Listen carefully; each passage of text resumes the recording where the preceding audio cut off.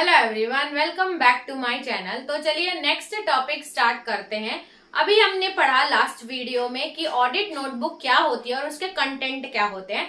किसी किसी एग्जाम में उसकी एडवांटेज और डिसएडवांटेज भी डिस्कस कर दी जाती है। तो चलिए शॉर्ट में फटाफट से डिस्कस करते हैं कि ऑडिट नोटबुक की एडवांटेजेस और डिसएडवांटेज क्या होती है।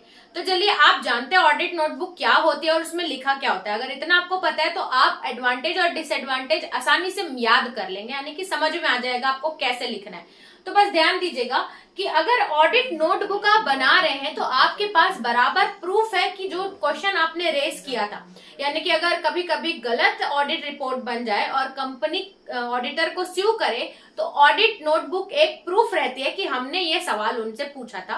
तो एक ये बना सकते हैं कि ये एक डॉक्यूमेंट्री एविडेंस रहती है अपने आप को डिफेंड करने की, अगर कंपनी लीगल सूट फाइल करती है ऑडिटर के अगेंस्ट। तो यानी कि ये ऑडिटर ये बोल सकता है कि ऑडिट नोटबुक में लिखा है हमने ये सवाल रेस किया था लेकिन कंपनी ने और क्लाइंट ने हमें नहीं बताया, ये कर सकते हैं। उसके बाद audit staff to record important.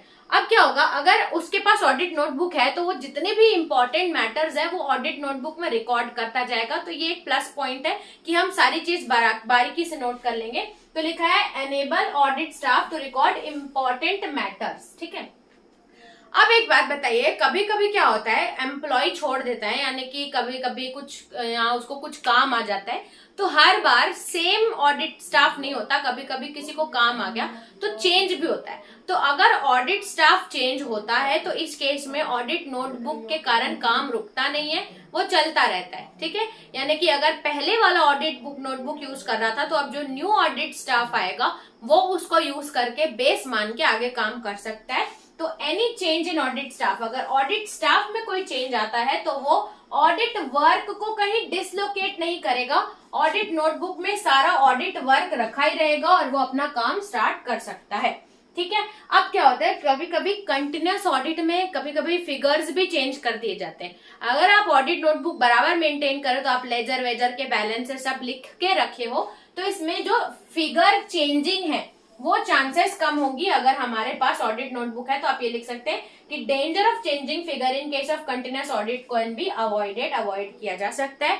Plus अगर ऑडिट नोटबुक है तो ये एफिशिएंसी को इम्प्रूव करता है, काम को अच्छे से कंप्लीट करने में मदद करता है, क्योंकि आप सारी point two point details note कर रहे हो और समझ के ही आगे काम कर रहे हो।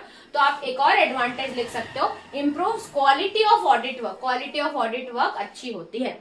ठीक है, तो ये कुछ मैंने एडवांटेजेस लिखी है। अगर आपको ऑडिट नोटबुक क्या है ये समझ में आ गया होगा तो आपको एडवांटेज भी समझ में आ गई होगी, उसको ज्यादा याद करने की जरूरत नहीं है, एक बार अगर आप समझ लेंगे तो आप ओन वर्ड्स में लिख सकते हैं।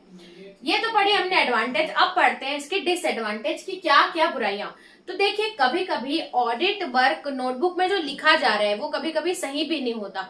तो अगर वो कोई एविडेंस बेस्ड नहीं है या वो सही नहीं है तो अगर कोई क्लाइंट अगर केस भी फाइल करेगा ना तो वो कोर्ट उसको एक्सेप्ट नहीं करेगा, यानी कि लीगल मैटर्स में हमेशा ऑडिट नोटबुक हेल्प नहीं कर पाएगी ऑडिटर को।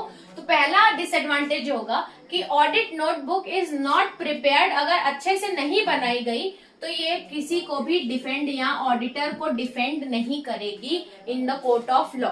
ठीक है, दूसरा आएगा कि ऑडिट कभी कभी क्या होता है ऑडिटर स्टाफ ऑडिट नोटबुक बनाने में ही इतना बिजी हो जाता है कि वो बहुत सारी गलतियां करने लगता है ऑडिट वर्क में, जो एक्चुअल में उसको काम करना है वो उससे नहीं हो पाता, वो ऑडिट नोटबुक को ही प्रिपेयर करता रहता है।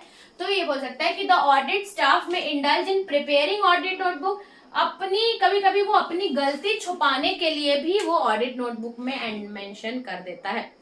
तो अपनी गलती छुपाने के भी कर सकते हैं, या कभी कभी ओवर एम्फेसिस दे दिया जाता है ऑडिट नोटबुक को, उसके कारण भी गलतियां होती है। सो कभी कभी क्या होता है अब ऑडिट नोटबुक में सारी इंपॉर्टेंट इंफॉर्मेशन कंपनी की लिखी जा रही है, कंपनी के जो हायर ऑफिशियल्स हैं वो बराबर जो भी क्वेश्चन ऑडिटर स्टाफ पूछ रहा है वो उसको बता रहे हैं। इतनी कॉन्फिडेंशियल इंफॉर्मेशन अगर शेयर कर रहे हैं और ऑडिट नोटबुक में वो सारी इंफॉर्मेशन लिखी है तो ऑडिट नोटबुक कभी कभी किसी कंपनी की कॉन्फिडेंशियल इंफॉर्मेशन को डिस्क्लोज भी कर सकती है, ये एक इसका डिसएडवांटेज बन जाता है। उसके बाद कभी कभी ज्यादा सवाल ऑडिट नोटबुक प्रिपेयर करते समय जो ऑडिटर रहता है वो काम पे ना ध्यान देके सवालों पे ज्यादा ध्यान देता है, जिसके कारण वो क्लाइंट स्टाफ पे ही डिपेंडेंट हो जाता है और अपना काम नहीं कर पाता। ठीक है, तो ये चार जो है डिसएडवांटेज है, इसमें से आपको जो भी अच्छी लगे लिख सकते हैं। आपके पास कुछ और भी पॉइंट आ गया होगा कि अच्छा ऐसा भी तो हो सकता है, वो भी आप अगर वो वैलिड होगा तो आप डिसएडवांटेज में मेंशन कर सकते हैं। 8 मार्क्स क्वेश्चन में इतने पॉइंट्स मेरे हिसाब से सफिशिएंट है। इतना लिख के आप 2-2 लाइन में एक्सप्लेन कर देंगे जो मैंने बताया अपने वर्ड्स में, तो आपको बराबर नंबर मिलेंगे।